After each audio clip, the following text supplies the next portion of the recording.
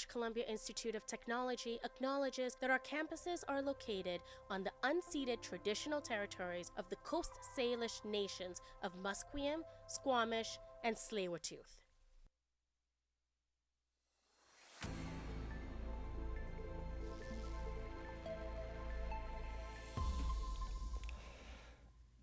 Welcome into your 3:30 news update.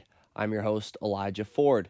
Today is Random Acts of Kindness Day. Canada may be known for its friendliness around the world, but how friendly are we really? Selena Teixeira has more on how we can be kinder to others.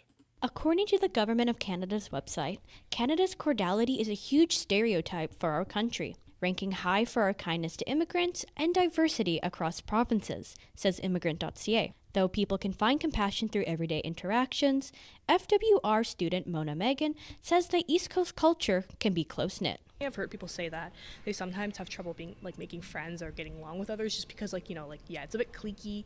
People just aren't super open here, I think. So I think maybe having a little bit more kindness might be good. Megan hopes for more warm welcomes from Vancouverites making friends in the city. Selena Teixeira, BCIT News. Over the weekend, marchers took to the streets of Vancouver's downtown east side to honor missing and murdered Indigenous women and girls. Jeannie Lynn reports on the most pressing issues they face this year. The 35th Annual Women's Memorial March took place on Valentine's Day. The march started on Main and Hastings, continued to Gastown before making its way back to Carnegie Community Center. Volunteers handed out tea and snacks, while women elders placed flowers at every stop to commemorate the last places women were last seen or found. Survivor Lily Rose Baby Sky tells us who she is marching for. I was actually trafficked when I was 12 years old, so I was a child prostitute. I had a lot of women in my life who I've lost over the years, so I could tell you names and names and names, but I am marching today for the spirit of my loved ones who have gone murdered and missing. My little cousin Terry Ann, she was found, her torso was found in an alley in Edmonton, and they did not find the rest of her. It really damaged our family. Baby Sky also says it's important for the non-Indigenous community to join in the march in solidarity. Jeannie Lynn, BCIT News. Lunar Fest is holding an event all month long to mark Lunar New Year. Our reporter Clara Lonto has more on what the event means for people from different cultures. Communities across the mainland come together to celebrate Lunar New Year and inclusivity. Christine Mackenzie, an Indigenous artist, shares her culture through storytelling. Mackenzie explains why storytelling and reflection is important in this event. Storytelling is our form of keeping history and sharing knowledge, positive attributes that we have within ourselves through animals, and how many cultures have the same kind of stories, yet they're just slightly different, making them unique. Mackenzie also said that there are similarities in drumming, food, and celebration between Chinese and Indigenous cultures. Clara Lonto, BCIT News. Metro Vancouver is expecting their first helping of winter weather this week. Leah Warren has more on what drivers can expect as road conditions change. Vancouver's snowless streak is coming to an end, and with changing weather conditions comes changing road conditions. A special weather statement released by Environment and Climate Change Canada warns that Metro Vancouver could see up to 10 centimeters of snow today, with more expected overnight.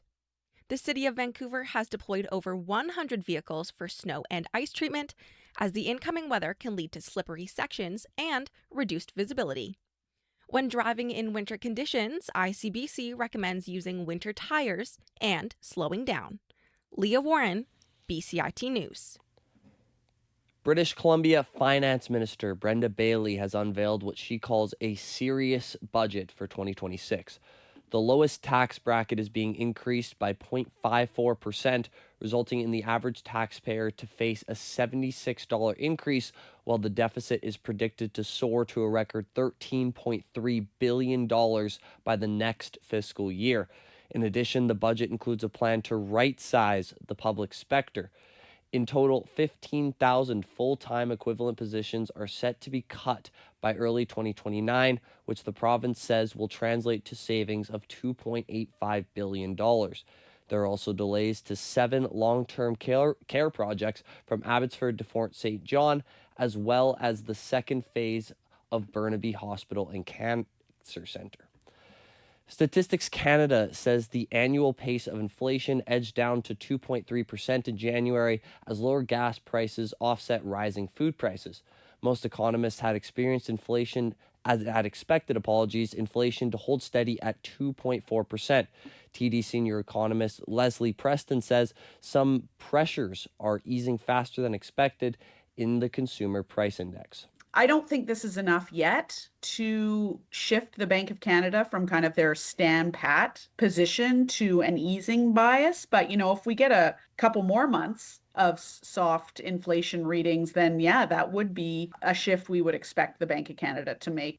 The Bank of Canada held its benchmark interest rate steady at 2.25% in January and is set to make its next decision on March 18th. Ontario Premier Doug Ford is defending his government's decision to cut back on the amount of financial assistance for post-secondary students. Ford says he fought the good fight for students by cutting college and university tuition in 2019 and freezing it there, but made the change because it was not sustainable. I want to remind a lot of the students that, I fought for them for 7.5 years, not letting universities and college raise tuition. And I don't think anyone had a problem with that, but I was getting massive pressure from the sector to do that. And finally, we did it. Ontario recently announced it will lift the tuition freeze, but cap increases at 2% per year or the rate of inflation if it's lower than 2%. Civil rights activist and former presidential candidate, the Reverend Jesse Jackson, has died at the age of 84. Jackson was best known for his work with Dr. Martin Luther King Jr. and as the founding member of the Rainbow Push Coalition. He worked to expand voting access by helping to register millions of Black and minority voters. Jackson ran for president twice in the 1980s, the first Black candidate to do so at the time. Georgia Senator Raphael Warnock says he was influenced by Jackson. He broadened and lifted our moral vocabulary. He reminded us that all of us are children of God, that we are part of one grand rainbow coalition, and that we're all better when we create space so that every child has a chance. U.S. Capitol Police in Washington, D.C. have arrested an 18-year-old man after he ran toward the west side of the Capitol building armed with a shotgun. Capitol Police Chief Michael Sullivan said Carter Camacho of Smyrna, Georgia, parked a Mercedes SUV near the Capitol on Tuesday, got out and ran several hundred yards towards the building before officers intercepted him and ordered him to the ground. Sullivan says the gunman was wearing a tactical vest and gloves and had a Kevlar helmet and gas mask in the vehicle. The shotgun was loaded and the man had additional rounds on him, the chief says. Congress is currently not in session. Moving on to sports, Team Czechia defeated Team Denmark today in ice hockey for the right to play number 1 ranked Canada in their knockout quarterfinal game tomorrow.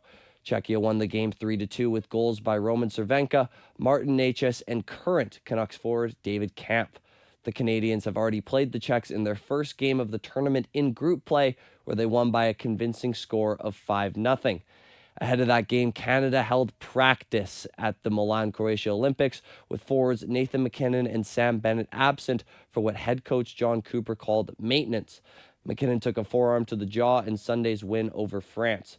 Cooper said there is no panic ahead of Wednesday's elimination game against Czechia.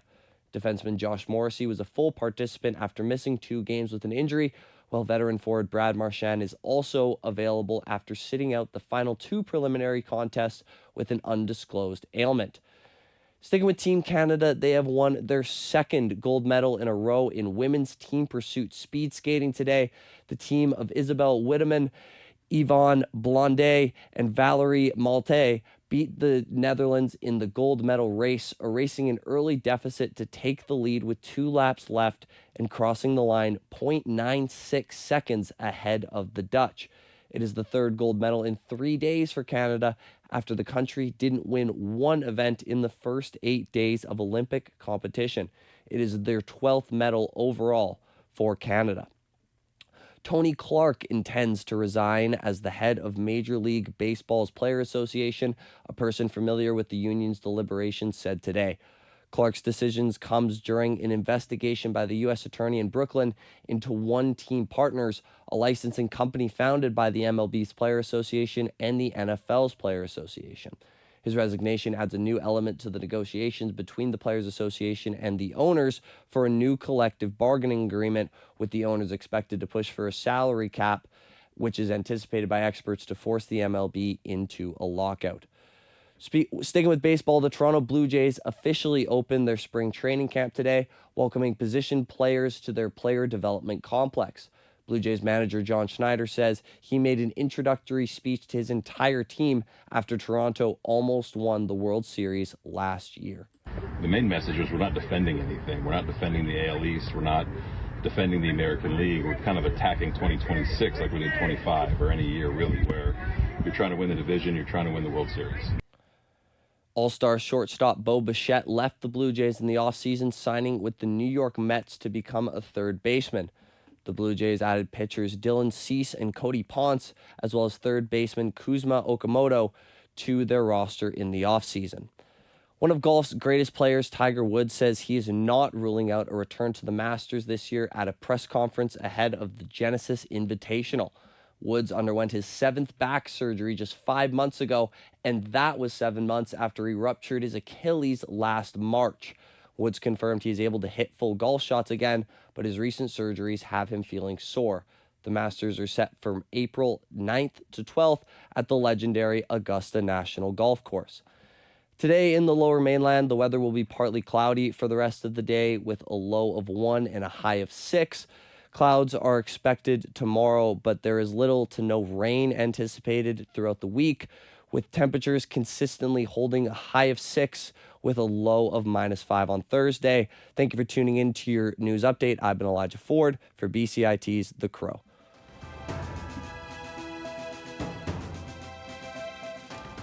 Stay tuned for more on BCIT's 1680 The Crow. I would recommend this program for anyone that isn't sure what kind of job they want in media, because you learn everything from like public relations to communications to video editing, like radio, TV. So you do get a lot of experience in all the different fields in media.